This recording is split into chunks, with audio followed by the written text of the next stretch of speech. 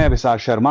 दोस्तों, चंद्रबाबू नायडू और नीतीश कुमार की बैसाखी पर चलने वाली मोदी सरकार के लिए मुसीबतें बढ़ती जा रही हैं। चिट्ठी पर चिट्ठी अलग अलग मंत्रालयों को धनाधन मिल रही है, पैसे की डिमांड बढ़ती जा रही है। खैर, ये सिर्फ एक सवाल है, क्या नायडू बाबू उपराष्ट्रपति चुनाव में राधाकृष्णन के पक्ष में वोट देने का हिसाब ले रहे हैं? नायडू अपने राज्यों का घाटा पूरा करने के लिए दिल्ली से मदद लेने के लिए अड़ गया है। जीएसटी से राहत चाहिए और इन सब से आगे बढ़कर बिहार चुनाव के पहले बैक टू बैक 3 मंत्रालयों को 3 चिट्ठी चंद्रबाबू नायडू दे रहे हैं। उसके उल्टा नीतीश कुमार की इतनी खुशामद करने की नौबत क्यों आ रही है, यह आसानी से समझा जा सकता है। इस बात को सभी आज जानते हैं कि नरेंद्र मोदी की तीसरी सरकार, जिसे अब भाजपा सरकार की जगह एक अकेला सब पर भारी की नौटंकी की जगह एनडीए सरकार कहा जा रहा है, वो एनडीए सरकार जिनके बूते हैं, उनकी खुशामद की नौबत क्यों आ रही है, इसे आसानी से समझा जा सकता है। और आज तो चंद्रबाबू नायडू ने जिस प्रकार की चिट्ठी लिखी है,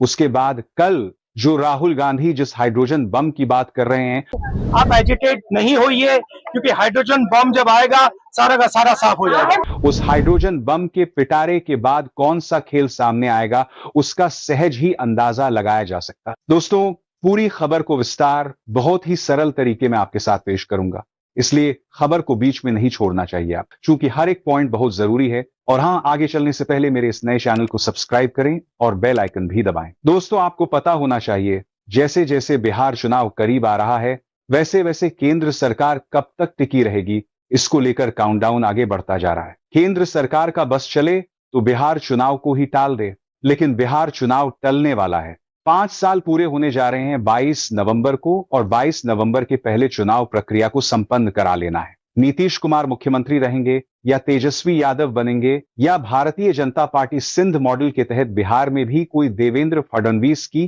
तरह अपना मुख्यमंत्री बना लेगी, महाराष्ट्र का प्रयोग दोहरा लेगी, ये होगा इन सब के लिए। अब जनता की अदालत में जाने की नौबत है। एक तरफ नीतीश कुमार को अपनी सत्ता चाहिए, चंद्रबाबू नायडू को सत्ता से ज्यादा राज्य की खस्ता हालात और आम लोगों की सेहत चाहिए, और इन सब के बीच केंद्र सरकार की सेहत सवालों के घेरे में आ रही है।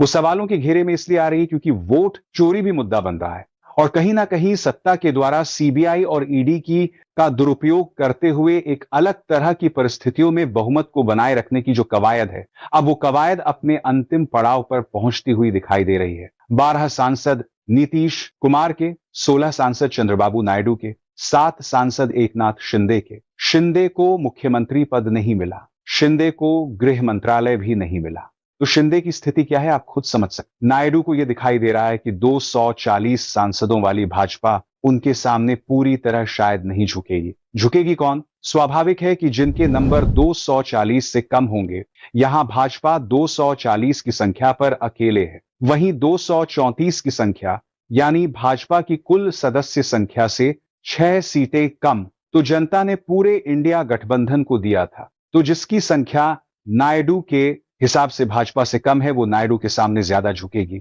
वो सरकार केंद्र में आती है तो नायडू के सामने अपनी मांगे पूरी करवाने के लिए ज्यादा उपयुक्त अवसर होंगे। चंद्रबाबू नायडू ने जो चिट्ठी लिखी है, जरा उस चिट्ठी की चर्चा कर लें। चंद्रबाबू नायडू ने आज चिट्ठी लिखी केंद्र सरकार को, और चिट्ठी जो सामने आई है 3 मंत्रालयों को लिखी गई है। 3 मंत्रियों को, वित्त मंत्री निर्मला सीतारमण, वाणिज्य मंत्री पीयूष गोयल और फिशरीज यानी मत्स्य पालन के मंत्री राजीव रंजन सिंह उर्फ लल्लन सिंह, जो नीतीश कुमार की पार्टी से ही आते। तो इन तीनों चिट्ठियों की लाइन लगी है, ट्रंप टैरिफ की वजह से आंध्र प्रदेश के किसानों का जो नुकसान हो रहा है, उसके 25,000 करोड़ की भरपाई की जाए। दिल्ली से यह व्यवस्था की जाए कि उनके 5,000 करोड़ दिए जाए, और चंद्रबाबू नायडू की चिट्ठी आए और पैसा ना मिले नायडू की चिट्ठी पर। पैसा नहीं मिलने का मतलब है कि दिल्ली सरकार को चलाने के लिए जरूरी राजनीतिक ऑक्सीजन का खत्म हो जाना।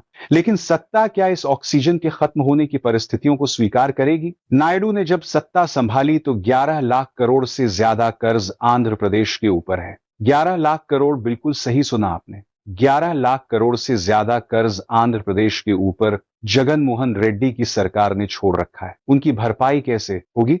एक वर्ल्ड क्लास सिटी जिसे वो राजधानी बनाना चाहते हैं, उस अमरावती का सपना कैसे साकार होगा? उसके लिए पैसा चाहिए। आंध्र प्रदेश में जिस प्रकार से 2.5 लाख परिवार और तकरीबन 30 लाख लोग प्रत्यक्ष या अप्रत्यक्ष रूप से झींगा या मछली के उत्पादन में लगे हुए हैं, उनकी अर्थव्यवस्था का जो सवाल है, उसमें नायडू की चिट्ठी का एक और महत्वपूर्ण पहलू यह हो जाता है कि जीएसटी से अस्थायी तौर पर, टेम्परेरी तौर पर राहत दी जाए। लेकिन कब तक? तब तक जब तक बिहार में नीतीश कुमार के एनडीए छोड़ने की बुनियाद तैयार नहीं होती है। और वो बुनियाद कैसे तैयार होती है? वो बुनियाद तैयार होती है बिहार चुनाव के बाद सिर्फ एक शर्त की पूर्ति से। वो शर्त यह है कि राष्ट्रीय जनता दल और जनता दल यूनाइटेड के बीच अस्थायी एक परमानेंट अलायंस, कम से कम 5 साल के लिए अलायंस की बुनियाद पड़े। और वो अलायंस की बुनियाद तभी पड़ सकती है जब नई विधानसभा जो बिहार की गठित हो, जो पब्लिक का मैंडेट आए, उस मैंडेट में जनता दल यूनाइटेड के पास राष्ट्रीय जनता दल से ज्यादा नंबर्स हो। तभी जाकर एक सेलुलर अलायंस की तरफ नीतीश कुमार जाएंगे। तभी जाकर उनके 12 सांसद दिल्ली से बाहर निकलने के लिए तैयार होंगे। दिल्ली से बाहर नहीं बल्कि एनएडीए से बाहर निकलने को तैयार होंगे। लेकिन आज की तारीख में नीतीश कुमार भले ही लोगों को मंच पर खड़े होकर यह बताएं कि हम इधर उधर जाने वाले नहीं हैं, लेकिन सवाल उठता है कि नीतीश कुमार ने बात कब नहीं बताई है, किस दौर में नहीं बताई है। हर दौर में बताई है। उस दौर में भी बताई है जब वो इंडिया अलायंस या महागठबंधन का हिस्सा हुआ करते थे कि मर जाना कबूल है, उनके साथ जाना कबूल नहीं है, मिट्टी में मिल जाएंगे, बीजेपी के साथ जाना कबूल नीतीश कुमार को नहीं है। ये सारी बातें कहने के बावजूद नीतीश कुमार भारतीय जनता पार्टी के साथ चले गए थे। आज राहुल गांधी जो प्रेस कॉन्फ्रेंस करने जा रहे हैं, सवाल यही है कि महादेवपुरा के बाद अगला कौन सा कथित चुनावी गड़बड़ झाले कि वो उसका पर्दाफाश करने वाले हैं। कई लोग कह रहे हैं कि बनारस से तो नहीं आएगा, कई लोग कह रहे हैं कि गुजरात की कुछ लोकसभा सीटें तो नहीं है, कई लोग कह रहे हैं कि कर्नाटक की एक और लोकसभा सीट तो नहीं है। वहीं कई लोग महाराष्ट्र या हरियाणा की कुछ विधानसभा सीटों की बातें भी सामने लेकर आने वाले हैं। लेकिन ज्यादा वक्त नहीं है। राहुल गांधी का खुलासा, और राहुल गांधी का खुलासा की गांधी के खुलासे के ठीक एक दिन पहले चंद्रबाबू नायडू की चिट्ठी में बड़ी मांग दिल्ली से किया जाना है। बिहार चुनाव के नतीजे आने में 2 महीने का वक्त, 2 महीने के अंदर, अगले 60 दिनों के अंदर बिहार का मैंडेट आपके सामने होगा। और बिहार का मैंडेट जब आपके सामने होगा, उसके तुरंत बाद संसद का शीतकालीन सत्र, विंटर सेशन होगा।